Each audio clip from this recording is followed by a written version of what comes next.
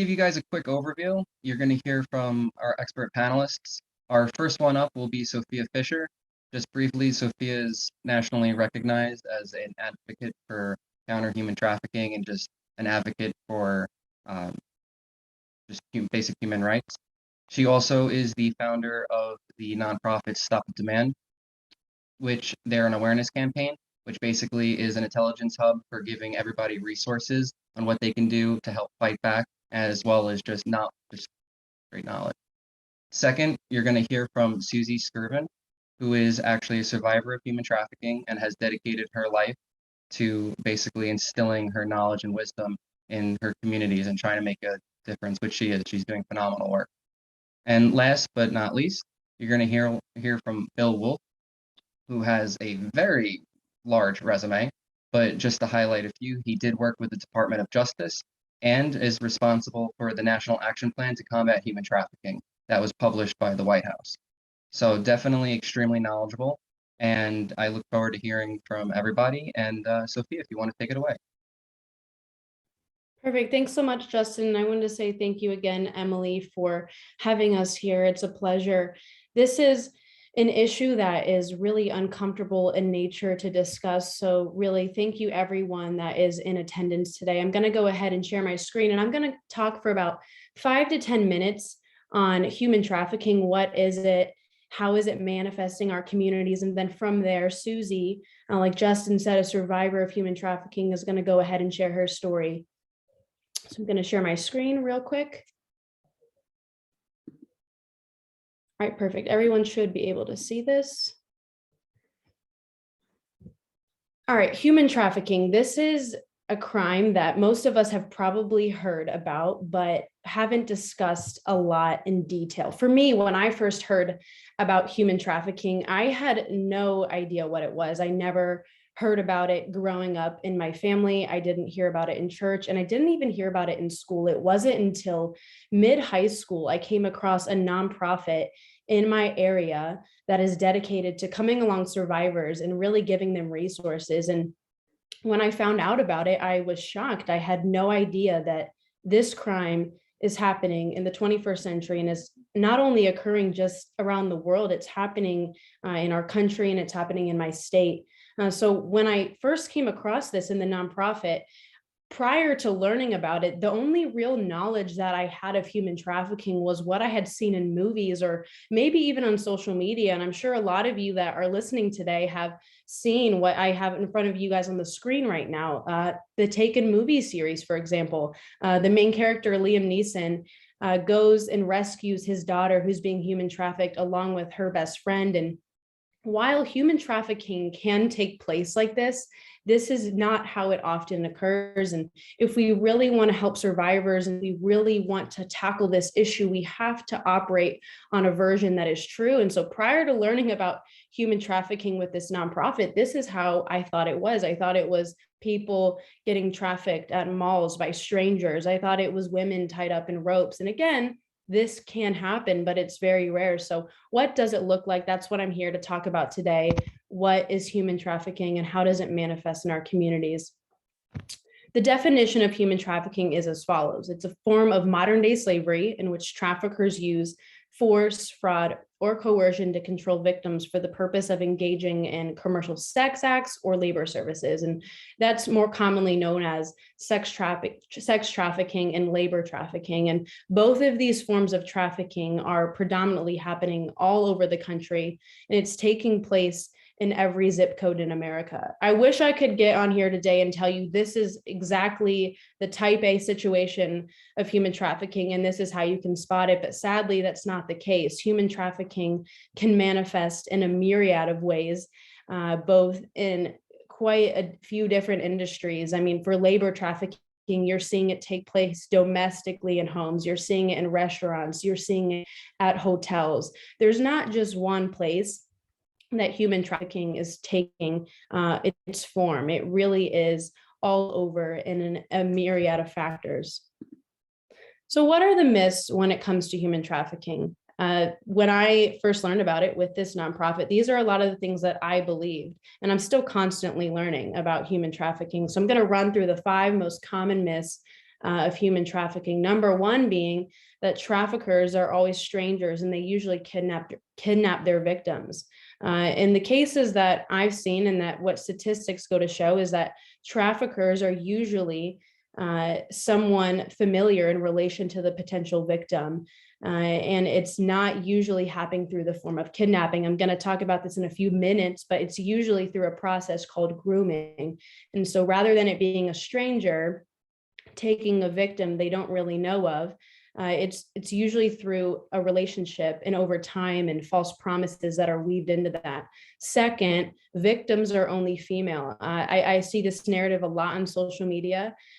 Boys are also a part of this equation, and they need to be a part of the anti-trafficking movement, and we need to be talking about them as well. Third, the idea that human trafficking is an underground operation.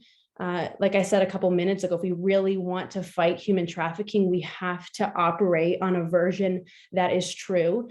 And human trafficking in the United States is happening in urban settings, it's happening in rural America. And although it's hard to spot in nature, it's not an underground operation. Fourth, trafficking only occurs at the border. Yes, this is a big issue and it happens there, and I do not want to downplay that whatsoever, but I also don't want to shift the focus off from what's happening in every single community as well.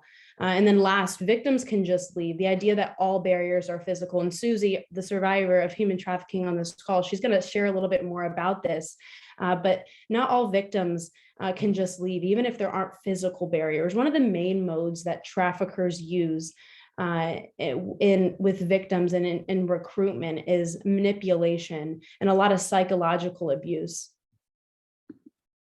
All right, so what are the facts of human trafficking? I just shared some of the myths, and I want to get into how does this occur. I want to give you some concrete facts from the Counter Trafficking Data Collaborative. The majority of victims are recruited by familiar persons. And so what does that mean? It could be a family member, it could be a friend, it could be an intimate partner. And you can see the stats kind of vary when it depends, or when looking at labor trafficking versus sex trafficking. And if you're looking at that number there for sex trafficking victims, 76% of them, of identified victims, were recruited by a family member, friend, or intimate partner. And then 87% for labor trafficking victims were recruited by a non-family member, such as a friend, acquaintance, business contact, or neighbor. So what we see here from these stats right off the bat is that it's not strangers, and that can take place, but the majority of cases that we're seeing and that are coming to the forefront are victims that have had a relationship with their trafficker. And then last, the most common method by which a trafficker controls either a sex trafficking victim or a labor trafficking victim is psychological abuse. Again, it's not always physical. All right, so what do traffickers target? There's a phrase that I heard in the anti-trafficking movement not too long ago, and it's that traffickers don't discriminate. And so what does that mean? It means that anyone can really be a victim of human trafficking. Traffickers in any scenario, whether it's a labor trafficking situation or a sex trafficking situation, traffickers are always going to target vulnerabilities, and everybody has them. And so if you look at the bottom of the screen here, I've put Maslow's hierarchy of needs, and he lists in this triangle about 5 needs that the basic human has for survival.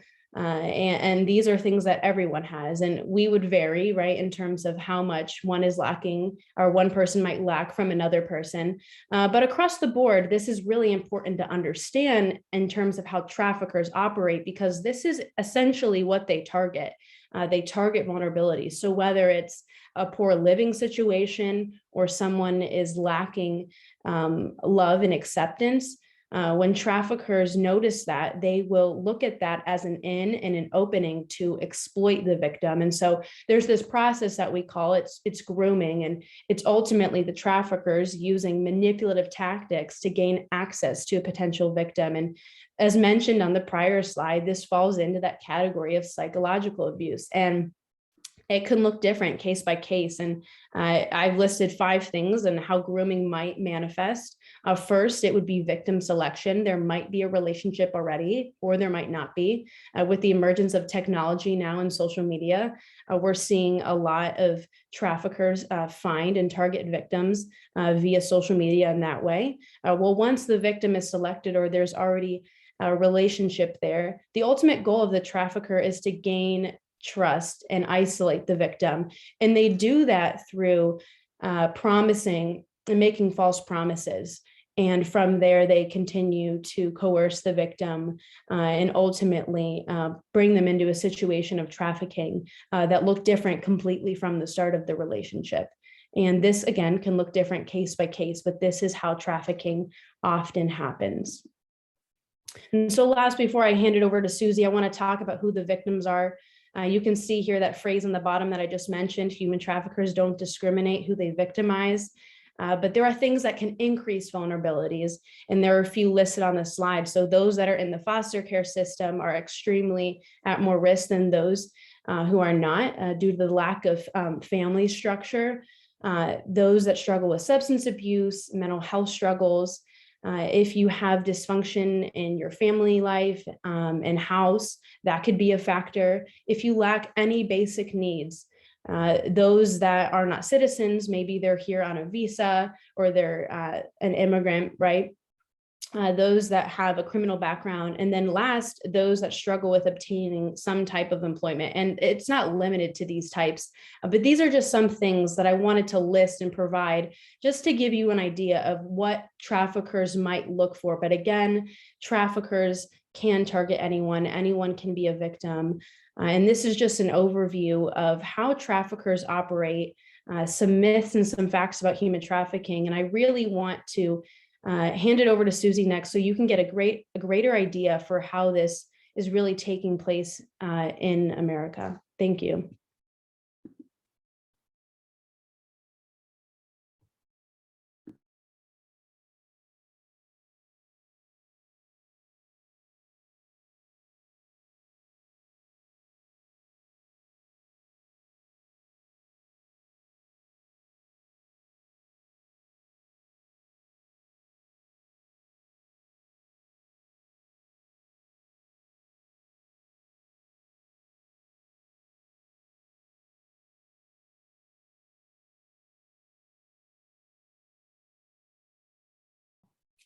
Hello, everyone. My name's Susie Scriven. Like everyone mentioned, I am a survivor of human trafficking, specifically sex trafficking. So give me 1 second, bear with me here. Okay. Could you guys see the people up top? No? Okay. Could you see my slideshow? Yes? Okay. Yes. Okay, great. So this is my survivor perspective. This is my story. This is my life, my trauma, and my healing journey. And I just want you to bear with me as I speak to you guys about it.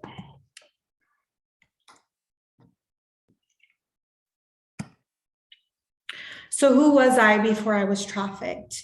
I was born and raised in East LA. I was in foster care. I was in the foster care system for 9 years. And then I was finally adopted when I was 13 by my parents. And you can see my family in the middle section. I graduated high school. I loved riding horses. I loved going to car shows. I loved the beach. I loved playing instruments.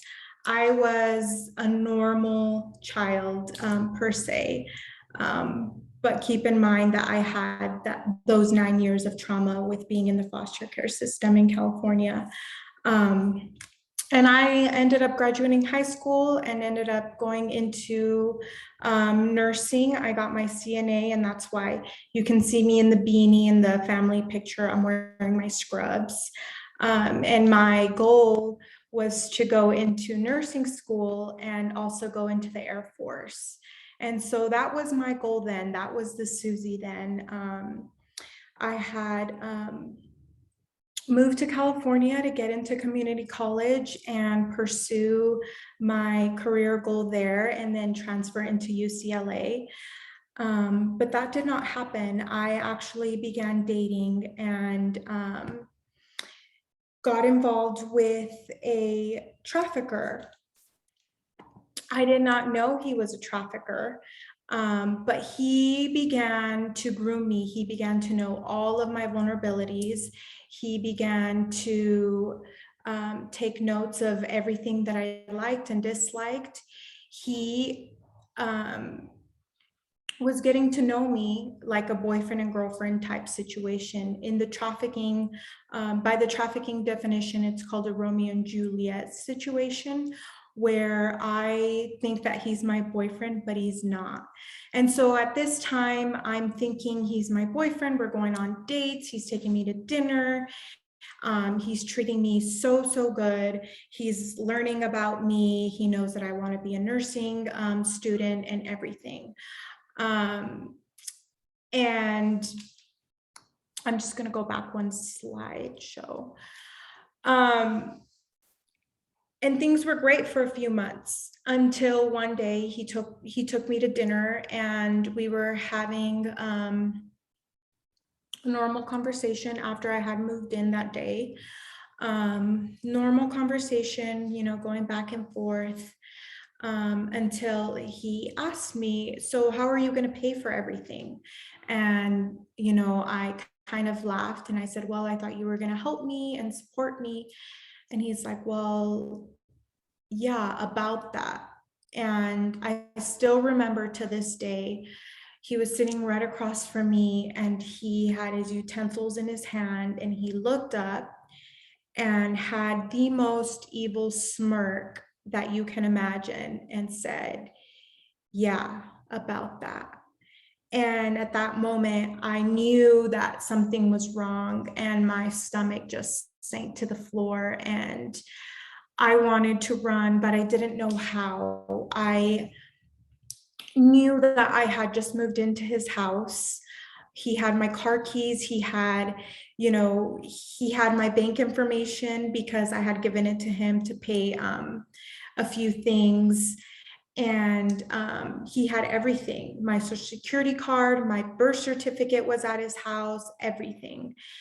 And so I didn't know what to do. So I just continued to eat my dinner, and we finished up, and he continued to treat me, you know, like he normally does. And it was almost like he shifted into this different person for a split second that I did not even recognize.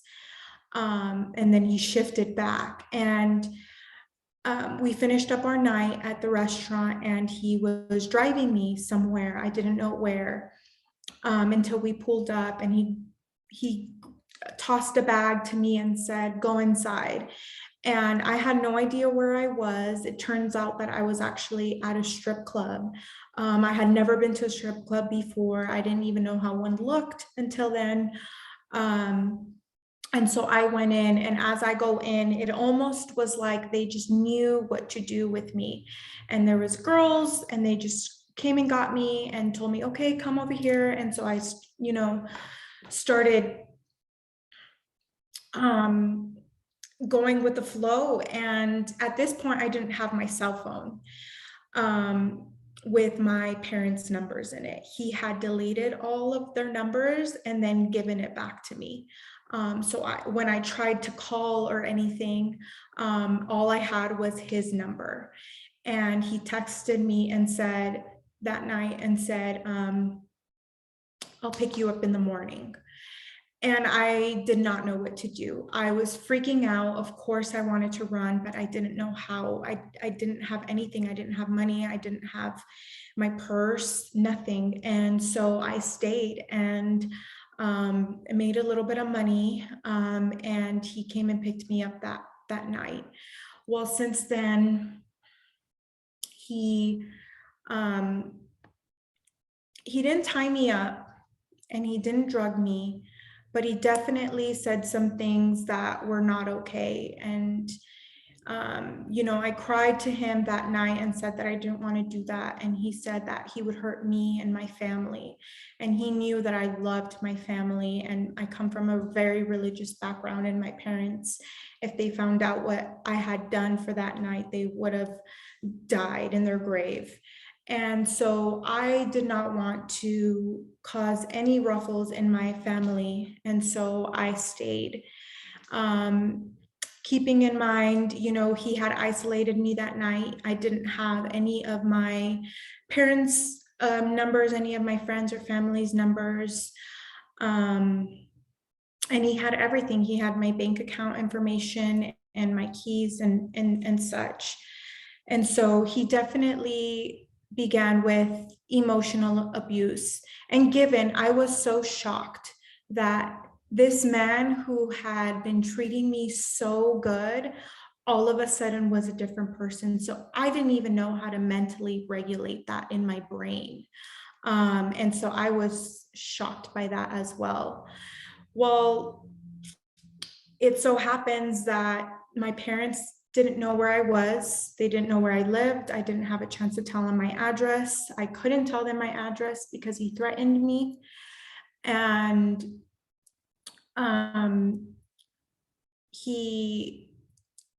that was my day. That was my whole life. I would go into a strip club at 12 o'clock in the afternoon and dance until 5 o'clock in the morning. And he would give me a quota every single day, and I had to fill that quota. If not, I wouldn't get privileges like calling my parents or talking to my brother or talking to my friends or eating. And so I definitely learned how to survive very quickly and obeyed his commands because I didn't want to suffer. And so that's how my life went Monday through Sunday. From 12 o'clock in the afternoon to 5 o'clock the next morning, I would work in the strip clubs. And then after that, he would take me around to clients. And that's what I did for a few hours. I would get home, maybe sleep for an hour or two, and get up and do the same thing over and over and over again.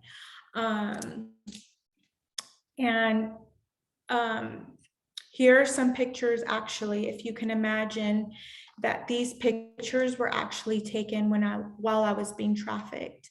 One of the things that he would do was give me privileges and allow me to go and be with my family.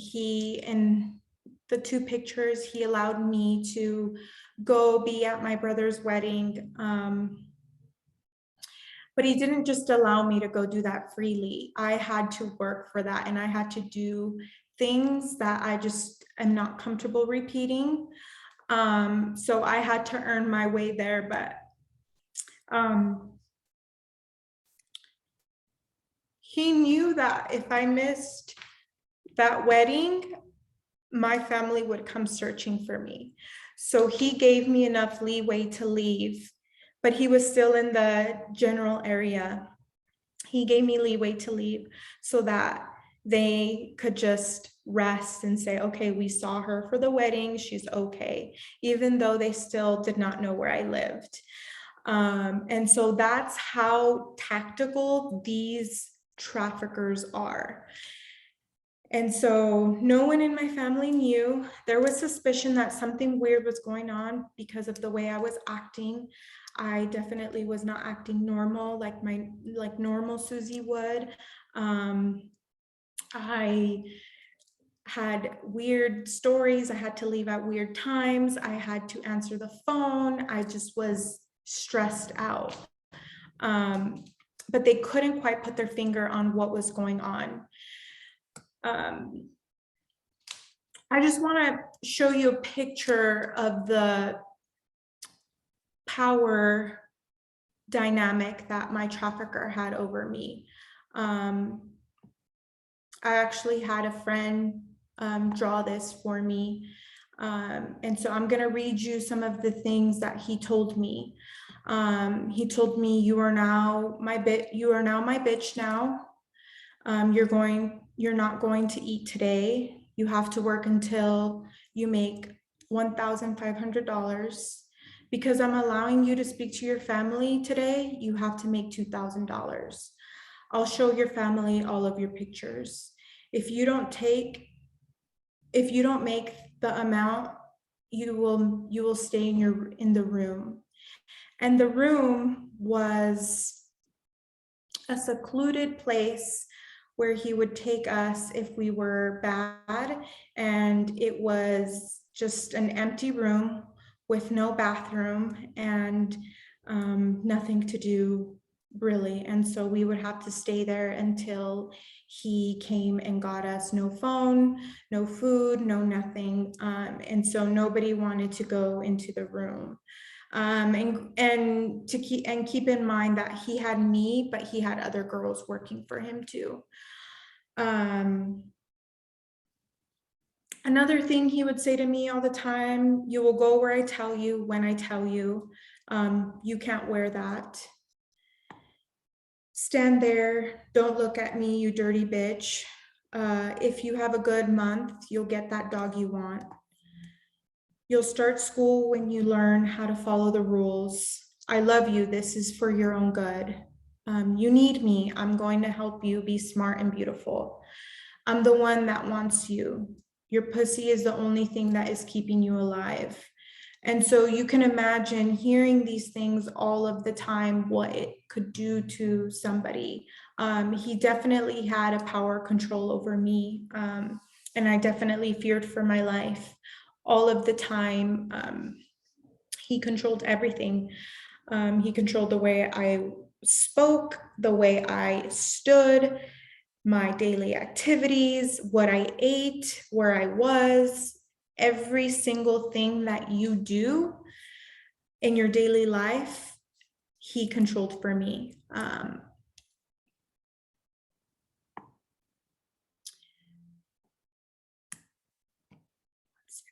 And I also want to show you the way he communicated with me, how it was an emotional roller coaster every single day. You know, he's the green, I'm the green, he's the gray.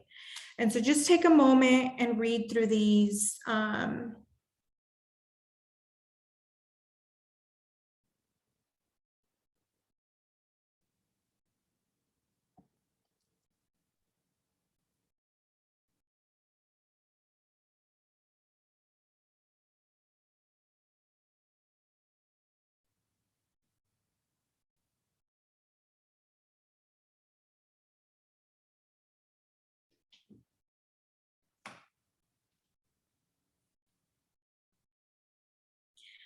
And so you see in the first two phases, he's super sweet, he's calling me baby, you know, and I get a sense of comfort from that because I know he's not flipping out on me, so I'm safe for a brief second, you know. And so he's calling me baby, he's being super sweet.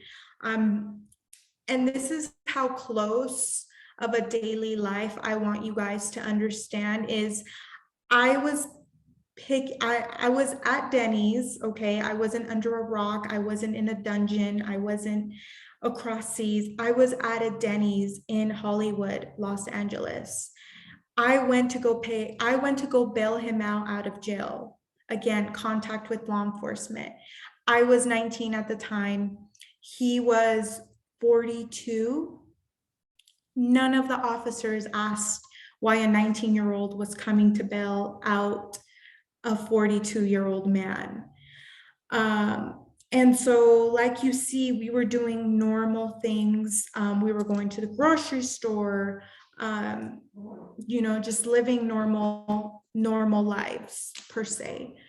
When all of a sudden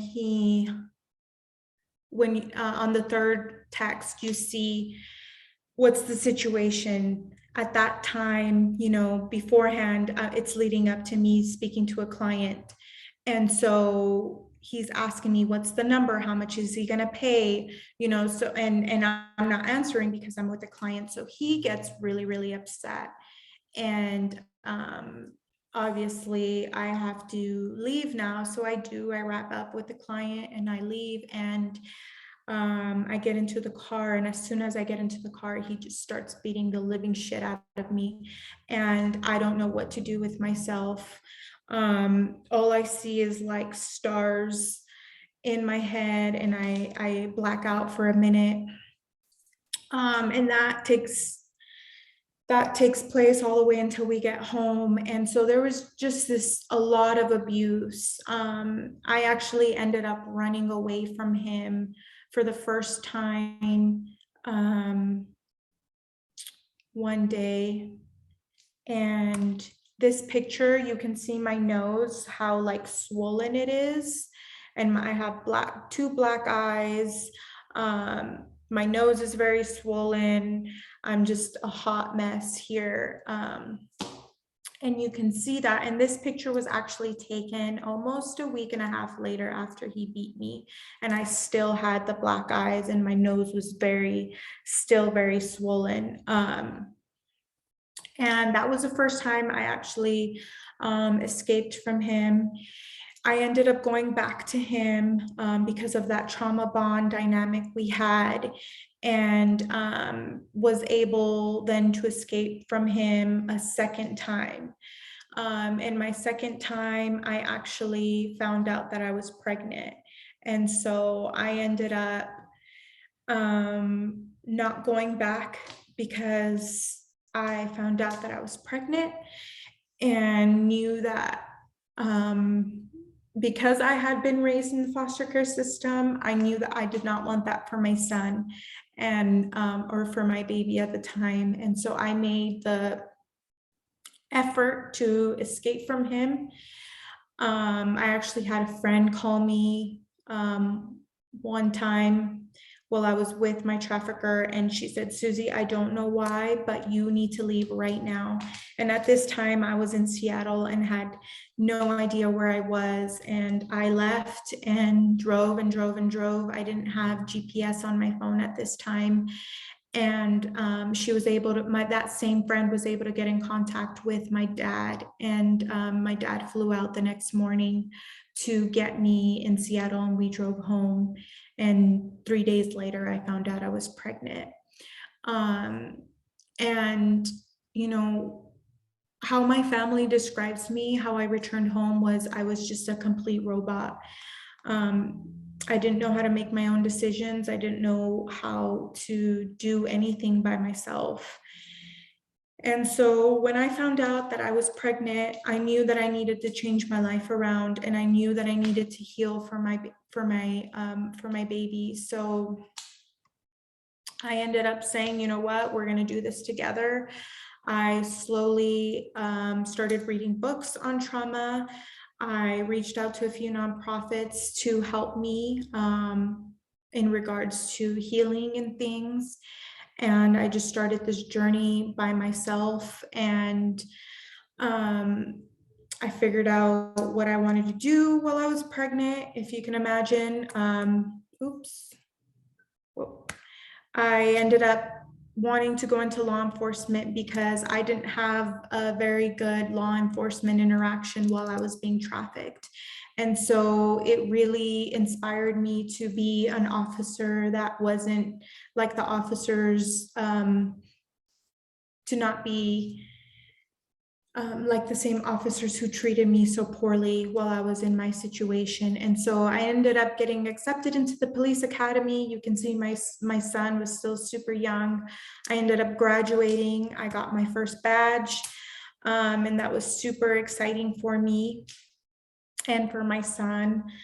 And now I just make it an effort to train law enforcement, to train, you know, people around us in our community on how to spot trafficking. I'm an advocate, but I'm also a mom, and I love what I do. And something that I just want you guys to know is that people, if you think that something is weird about the situation, please follow your intuition and make a call or report it to your local PD. Please make an effort to educate yourself. I actually have further resources too. If you ever feel so inclined, you can go ahead and contact me. I am on board with shifting the culture that is a nonprofit that I will be starting, where I'm speaking of foster care and anti-human trafficking work and things like that. So, or find me on LinkedIn as well. But I hope that through my presentation, you were able to see that I was just any other person, and no one thought that that situation would have happened to me. And so I really hope that it hit home for you, and we were able to share some commonalities, and you were able to see how close, this situation really is in our communities. And so just to wrap things up, it's a little bit about my story. Thank you so much for holding the space for me to share with you today.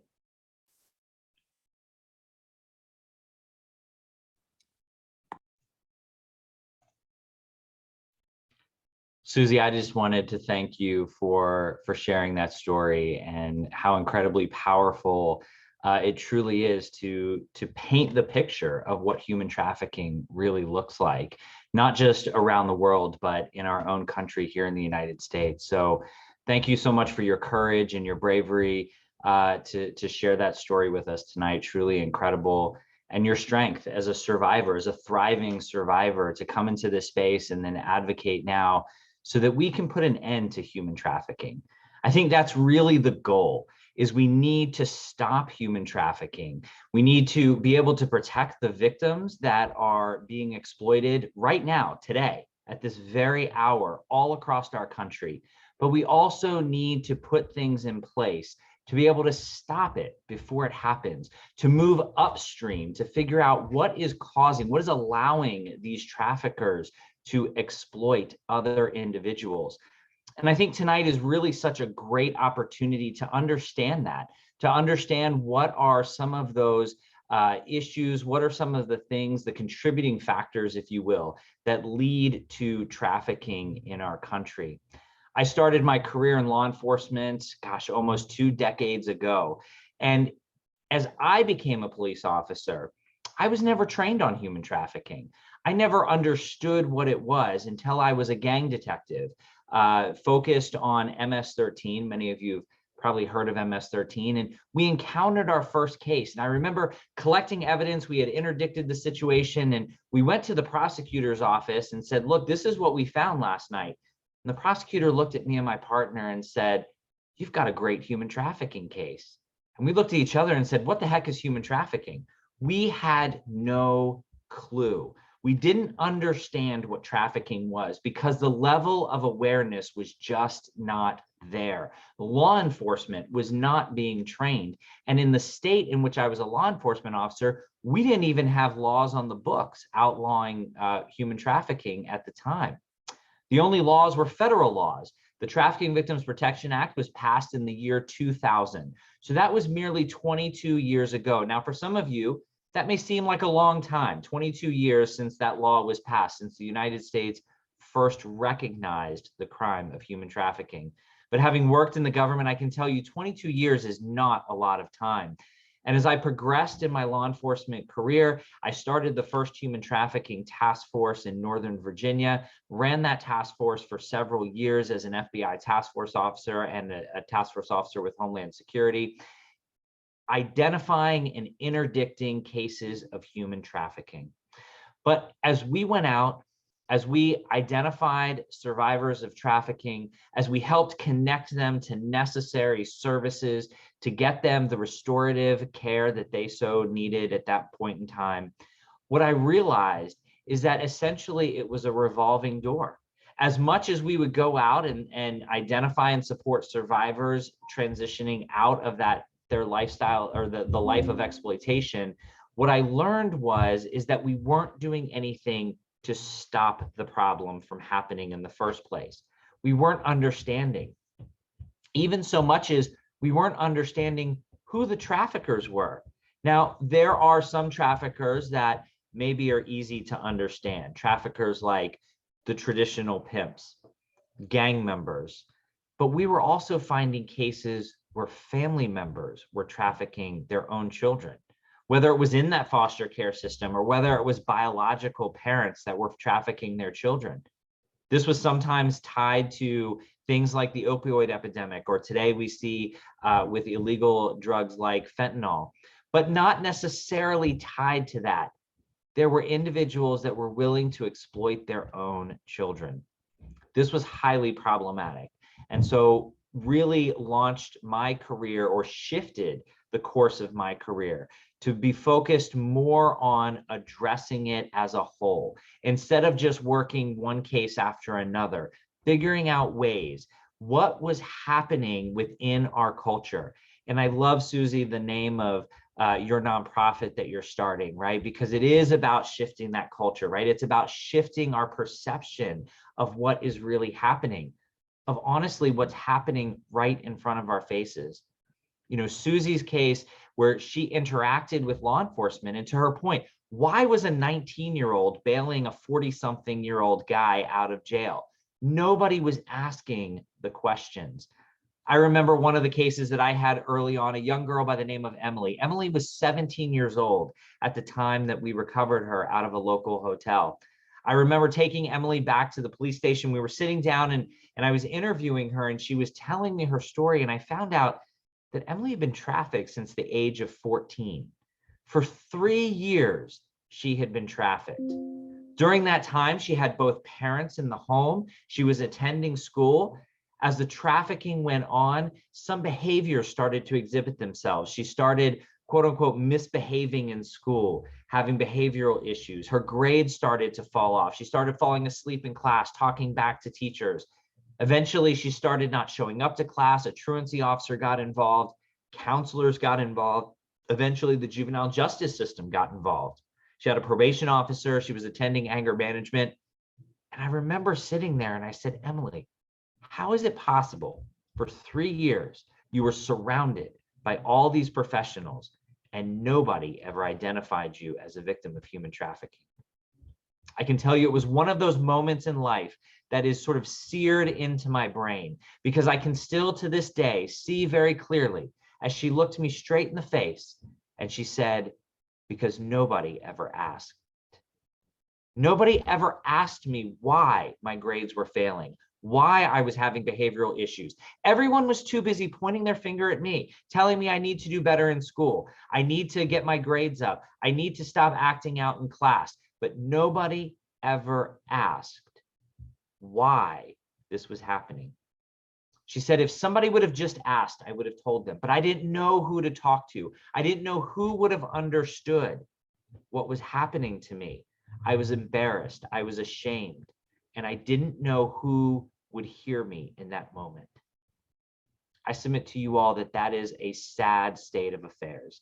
That is a sad statement on our society, because our young people that are being drawn into these exploitive situations need to know who they can turn to. Another dear friend of mine was trafficked by her own mother starting at the age of 9. In that time, the school was involved, law enforcement was involved, but again, nobody was asking the questions. Nobody was aware that human trafficking even existed. But human trafficking is the second largest criminal enterprise in the world. Sex trafficking in the United States generates over $9 billion annually in illicit revenues. That's 9 billion with a B. This is a huge industry, and you can believe that traffickers will do whatever they need to do to hold on to what they consider to be their product. That individual that is making money, that is putting cash in their pockets. But you might ask, isn't this something that's only happening overseas? Isn't this something that only affects those from poor neighborhoods or in developing countries? The United States Department of State in 2018, in its annual Trafficking in Persons report, noted that the United States is the third largest country of origin for victims of human trafficking. What does that mean? That means that there are only 2 other countries in the world whose citizens are exploited more than our own citizens here in the United States. As mentioned by Sophia, yes, It is a problem that is happening on our border, and it is something that we need to address. But it is also something that is happening in our communities all across America. We have got to stand up and do something. My law enforcement career showed me what human trafficking really was. And then I was afforded a unique opportunity to go on to the U.S. Department of Justice and serve as the Director of Human Trafficking Programs, where I oversaw a budget of more than $100 million that we were using to engage in efforts all across our country to combat human trafficking. But $100 million is nothing compared to a $9 billion industry that we're investing. I was asked to come to the White House and serve as special advisor to the White House for human trafficking, where I was tasked with implementing the first national action plan to combat human trafficking. Now, while this was a great honor, I think that it's also another statement on how our country has responded to this problem, because this was in the year 2020, 20 years after the Trafficking Victims Protection Act was first passed into law. Did we ever have a whole of government response through the National Action Plan? That National Action Plan was built on the original 3 pillars that were highlighted in the Trafficking Victims Protection Act. That was 1, protection. Protection for survivors of human trafficking, making sure that they had equitable access to care that was appropriate for them, that helped them on that path to restoration and rehabilitation, empowering them and giving them the tools and resources that they need on their journey back from that life of exploitation. Prosecution, making sure that traffickers are being held accountable. But I would submit to you that we have not gone far enough as far as prosecution. In many states all across our country, it's still a misdemeanor to purchase sex from somebody. Why are we not doing more to hold the buyers, those that are creating the market for traffickers? Why are we not holding them accountable? We've got to do more. And then the third P, the third pillar of a holistic approach to combating human trafficking is prevention. This was the first time that the federal government really started to invest money into prevention efforts to really be able to get out in front of the problem. And prevention is really, there's 3 levels of prevention. Primary prevention, stopping human trafficking before it starts. Secondary prevention, preventing the ongoing exploitation for somebody that is currently in that situation, being exploited, having the resources to stop it. And then tertiary prevention is being able to prevent those that have exited that life of exploitation from going back into it. Susie talked about that trauma bond, that level of control that the trafficker had. You see, if we don't provide the necessary tools and resources for those that have exited a life of exploitation, they are at risk of returning to the same trafficker or another trafficker. In fact, research suggests that it's 80% of traffickers that are not, 80% of survivors that are not provided with appropriate care, tools, and resources for integration back into their communities with an appropriate support network, return to a trafficking scenario. We have got to do better. And so I'm so thankful for those that are willing to stand up and advocate. I'm thankful to Susie, who's willing to stand up and share her story so that we can understand that trafficking is truly happening. Think back to those pictures that she shared. She was in public. She was with her family while being controlled. You may very well, for those of you that are in college, may very well know somebody that is being trafficked. You may go out this weekend to a restaurant, to the mall, to a park, somewhere in public, and pass by somebody that is being trafficked. We have got to educate ourselves, and we have got to create a system where trafficking survivors know that they can exit that situation and be met with care and support that they need to prevent going back into that situation.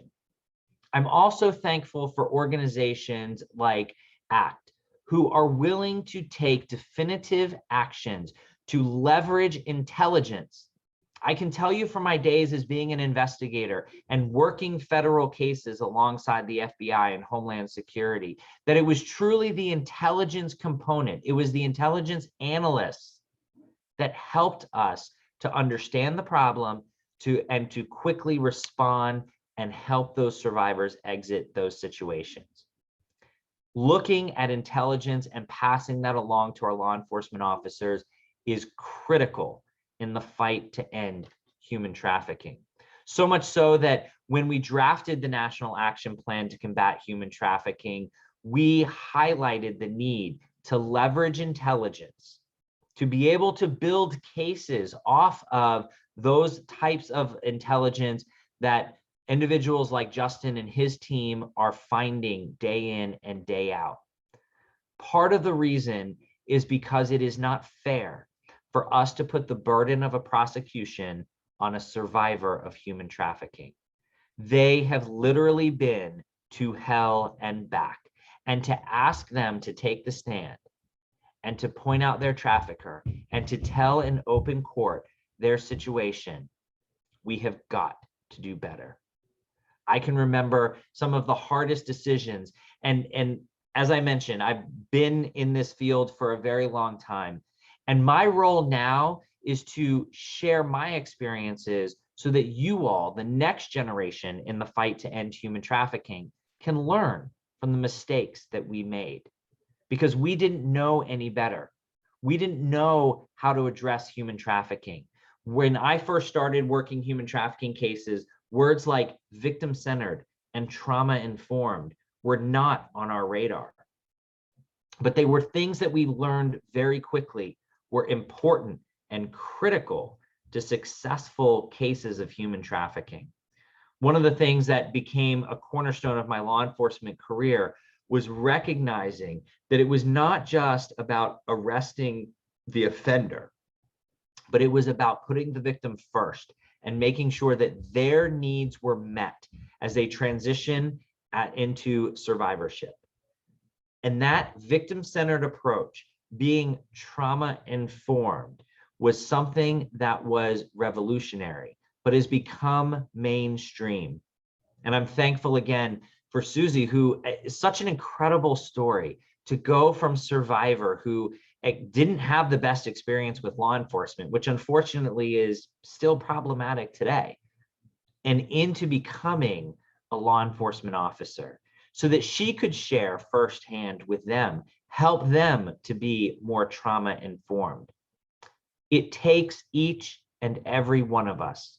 Human trafficking seems like such a massive problem, a global problem, right? As the second largest criminal enterprise in the world. But I'm here to tell you that each and every one of you tonight plays a role in combating human trafficking. Each and every one of you tonight can take action to support an organization like ACT, to support advocates like Susie that are in the field, or to simply raise awareness, to simply post something on social media about what you learned here tonight, or share other social media campaigns to help raise awareness about this issue. Please don't leave here tonight and think this is a problem too big for me, because you never know when you might be sitting next to a survivor of human trafficking on a bus, on a train, on a plane. Not too long ago, December of 2020, I was boarding a flight from Atlanta coming back to Washington, D.C. I had completed a career in law enforcement as a human trafficking investigator.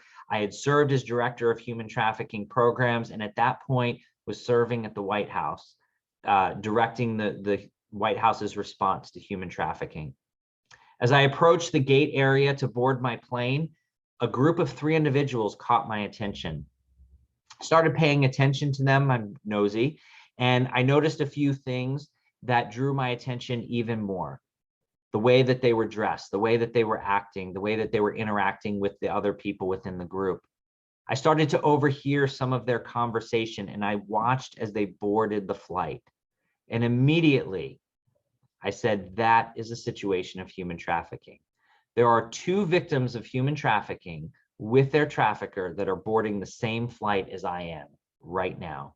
I said, you know what? The airlines are trained. The airlines know how to identify and interdict human trafficking. We're okay. Boarded the flight, leaned over to the flight attendant. I was sitting in the exit row as we taxied out, and I said, listen, I don't want to ruin your day, but I need to let you know there's 2 victims of human trafficking on this flight right now. Of course, her first response was, oh my gosh, how do you know that? So I went through my credentials, explained how I knew what the situation was. And her next response shocked me more than anything. She said, what do I do about it? I said, I don't know. Don't you have protocols in place? Isn't your company trained, knowing that more than 60% of victims of human trafficking travel on airplanes in the United States? Don't you have protocols in place? So she talked to the flight leader, she talked to the captain and the first officer. Long story short is they said, we don't know what to do. I said, call ahead and report to law enforcement. Let them know our flight number, that we're landing at Reagan National Airport, and have them interdict the flight. They said, we're not comfortable reporting. What if we're wrong? I said, use my name. I'm the one telling you that this is what's going on. They still refused to report. This is 2 young girls that are being trafficked, and somebody wouldn't take action. I got frustrated with the situation. I was on the airplane's Wi-Fi doing some work anyways. And so I emailed some colleagues back in DC, and I said, this is the situation. Can you have law enforcement interdict the flight?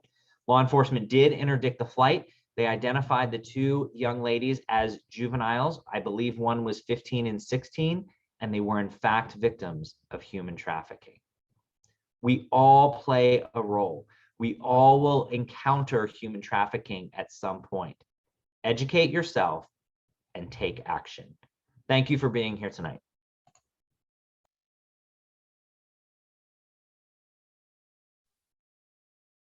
All right. Awesome.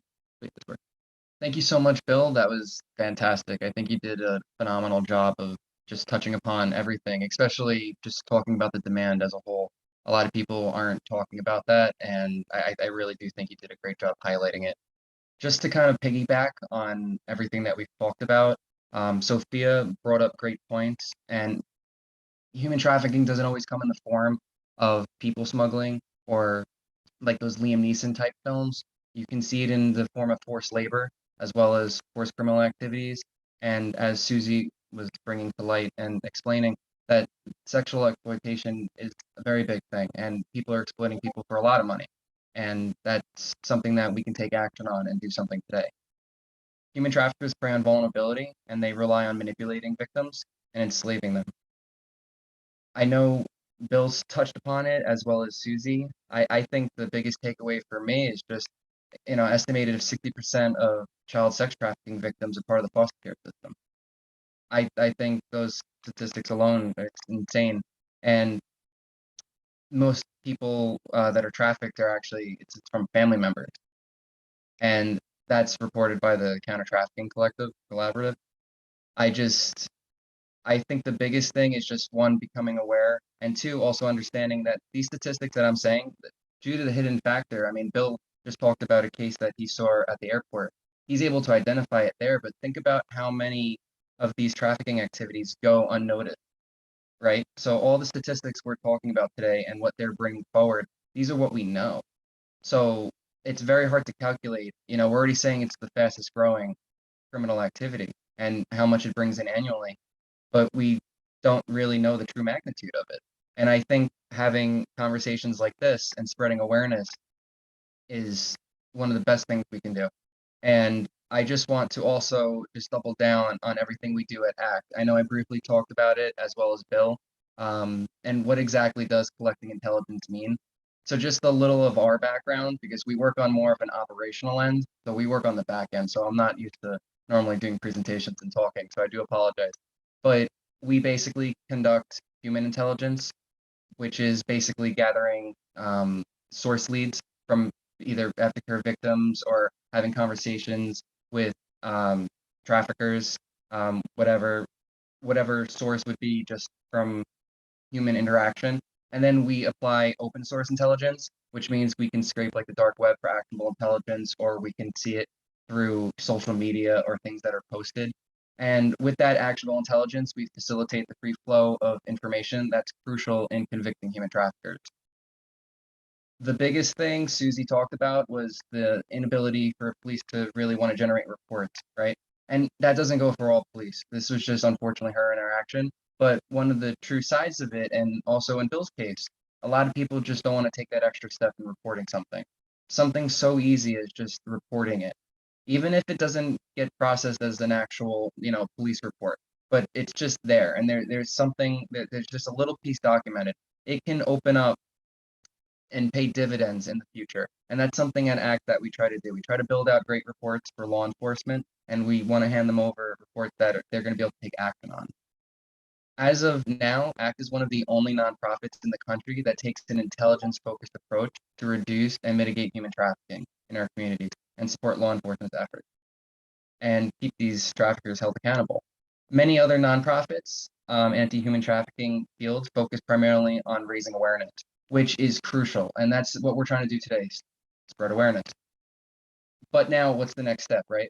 You can know everything there is in the world. Knowledge is true power, but execution is the best, right? You can know everything, but if you're not going to take action on it, what's the knowledge for? Just to let you guys know also, ACT offers intelligence collection, data and artificial intelligence solutions, aftercare partner referrals, victim report consulting, survivor mentorship, and anti-human trafficking awareness. And we also offer law enforcement training. So whether that comes in the form of report building, and recently we're starting a program to actually train EMS to spot cases of human trafficking.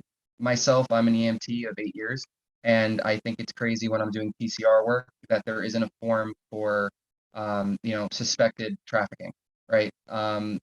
Being that we're at basically the worst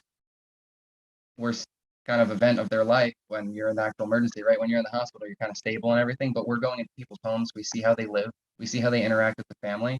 I think it's crazy that, at me as an EMT, I have forms on other things which are very important, and child abuse, which I could probably go down the rabbit hole and, get that to the right person with trafficking, but there's nothing dedicated to it. And I think it's something simple like that. Like, why can't I just have a quick form? So that's something we're trying to build out as well. And we're also doing training for EMS. Just to kind of let you guys know how you can kind of get involved on our end, the easiest thing to do is just follow us on Instagram, follow us on social media. You'll also find links in our bio that could lead to donations. Also, for this event and what we plan to have in the fall, we want to bring something in person and have it, whether it's at Stony Brook or another facility on the island. We do look to have an in-person event in the fall, and we did make nice it's the Counter Human Trafficking Conference. This is a shirt that was just dedicated for this specific event, as well as what we have in the fall. All the proceeds go to ACT, and they will allow us to continue our day-to-day operations. We are a nonprofit, so we are basically volunteering, and any little bit helps. Again, if you feel that there's ever incidents you want to report, best thing to do, call 911. You can also reach out to the human trafficking hotline, as well as reach out to us at ACT. I'm not sure if we had any questions, but I just wanted to take the time to say thank you for considering, just opening yourself up to our awareness campaign.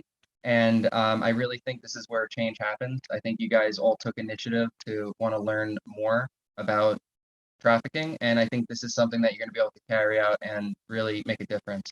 And I think it's time to give voice back to the voiceless. I don't know, Emily, if you're still here. I know you said you wanted to have a little end note. Hey guys, so there doesn't seem to be any questions. If someone does have any questions, we can wait a sec, and I'm sure our panelists would be happy to answer. So we could wait. Everything was amazing. Thank you guys so much for sharing. Thank you, Susie, for sharing your story and Phil, for sharing your experience. And honestly, I learned so much from everything you shared also, Sophia. Like those are things I had no idea of. So thank you guys so much. And Justin for helping people to figure out how to practically get involved. ACT is a great organization, and I'm excited to do more work with them in the future.